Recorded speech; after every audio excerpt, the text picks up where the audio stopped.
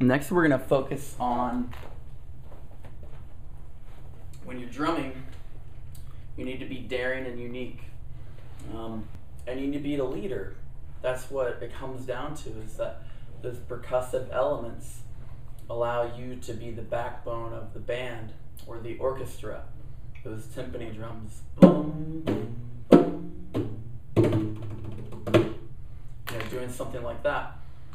So the second point in our drum clinic is to be daring and unique. What you want to focus on is just kind of letting loose, you know, just like we did with the drum pad workouts.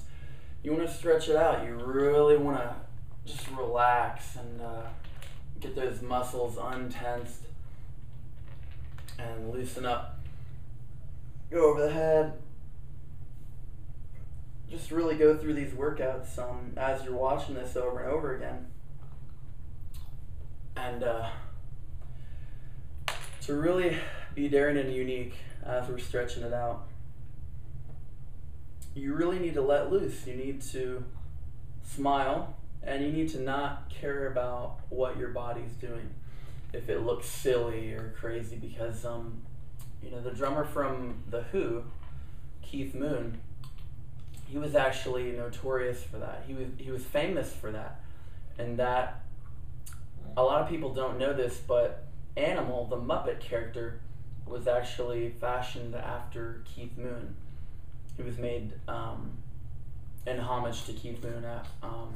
And when Keith Moon died, it was even more of a legacy that Animal continues to carry on. You know, with that style. Ah!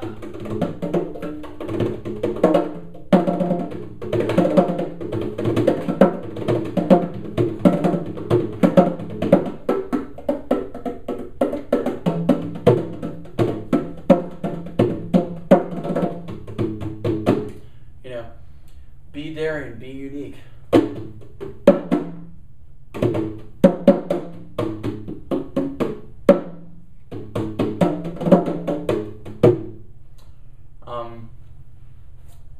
There's a lot to be done on just two drums, and that's there's a misconception that you know, if you only have two drums, or if you only have that bass drum, that hi-hat set up, and your snare, you can't do a lot with it. But a lot of the Beatles songs, they really got down to the simplicity of music making in their songs, and that's apparent. You know, it's it's not so much important that you have just massive amounts of content. Sometimes you need that minimalistic approach. And this is what it does as you're daring and unique, as you create something.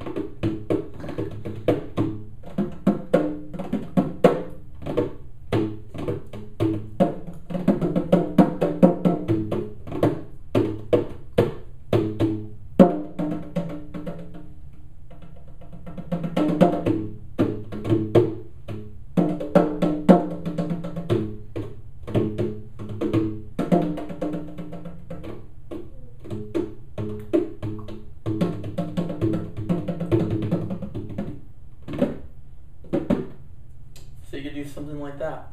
It's not as hard hitting when you're involving a lot of the cymbals, and you've got that backbeat on the snare going, but the essentials are the same on bongos, and I think that's what we need to remember when we're trying to get that that new drum style or that new beat is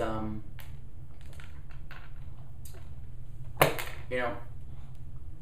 Also, we need to add something that doesn't make sense in the world of music theory, because actually, you know, you can hear it. These have tone.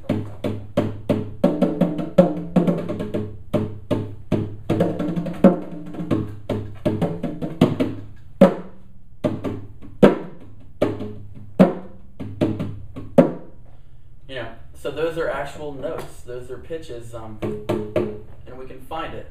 Check it out.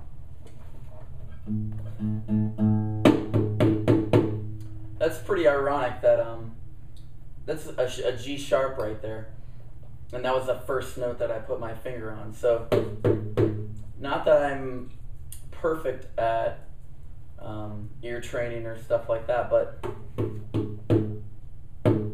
really hit that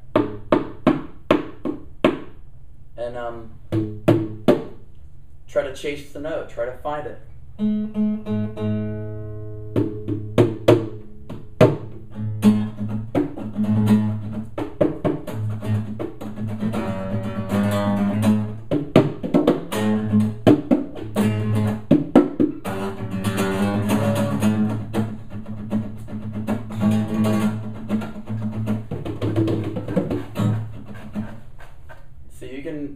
There's no way that you need to be, let me rephrase that. There's no reason why you need to be stumped when it comes to drums. Yes, you only have certain options as far as the tones of your cymbals and the thickness or thinness, the resonance, how long a note lasts, or a cymbal lasts, or a drum. Okay? But do something crazy. And that's how you get to be daring and unique, is you take chances as a music artist. Especially as a drummer. With this drum clinic we're doing, it's very improvised because one, we're creating something. We're not taking the 1875 drum rudiment book and going through it. There are already people and sites that I've favorited that set up all the drum rudiments for you, and they do that on a drum pad. So I'm not trying to reinvent the wheel. I'm trying to help you understand that the drums are alive, and there's so many different possibilities. And those possibilities exist in numbers. So if you define a number or a pattern, let's say 1 3 5 2 4. So you're going to go 1 3 1 3 5 1 3 5 2 4. There's a flam on a 2 and then a 4. So that's a completely unique pattern that I just set up. 1 3 5 2 4.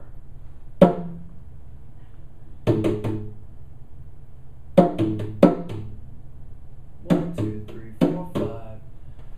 And that's what you need to be creating and constantly trying to think of. Yes, I only have 2 drums in front of me, 2 tones, 2 pitches, but what am I going to do with that to accent when the guitar's playing? What am I going to do to bring that drum set alive? And that's it for the third clinic. We're going to do, that's it for the second clinic. We're going to do another third clinic right after this.